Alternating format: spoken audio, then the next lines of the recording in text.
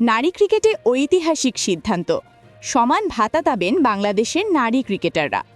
বাংলাদেশ ক্রিকেটের নতুন দিগন্তের সূচনা হলো।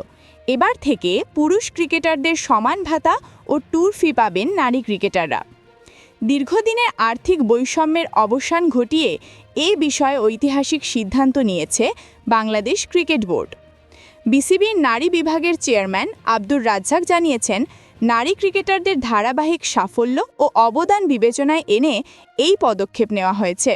তিনি বলেন, নারী ক্রিকেটাররা দেশের জন্য নিয়মিত সাফল্য এনে দিচ্ছে, কিন্তু এতদিন তারা প্রাপ্য সুযোগ থেকে বঞ্চিত ছিল।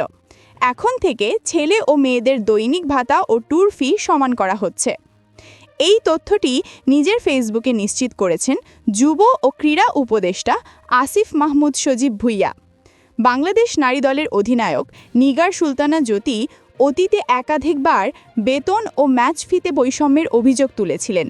তার ভাষায়, আমরা দেশের জন্য সমানভাবে খেলি, কিন্তু সুযোগ সুবিধা সমান ছিল না। এই সিদ্ধান্ত আমাদের জন্য বড় প্রাপ্তি।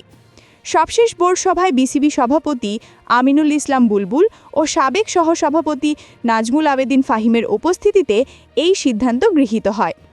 বর্তমানে পুরুষ ক্রিকেটাররা বিদেশ সফরে দৈনিক $115, $75 ভাতা ও $40 ট্যুর ফি পান। আগে নারী ক্রিকেটাররা পেতেন $75। নতুন সিদ্ধান্ত অনুযায়ী এখন থেকে নারী ক্রিকেটাররাও সমপরিমাণ অর্থ পাবেন।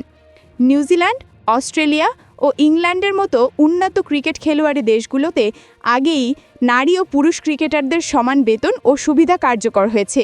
সেই তালিকায় এবার যোগ হলো বাংলাদেশের নামও। ক্রিকেট বিশেষজ্ঞদের মতে, এই সিদ্ধান্ত দেশের নারী ক্রিকেটে নতুন উদ্দীপনা যোগ করবে এবং ভবিষ্যতে আরও প্রফেশনাল মানসিকতা নিয়ে খেলায় মনোযোগী হতে সাহায্য করবে ক্রিকেটারদের।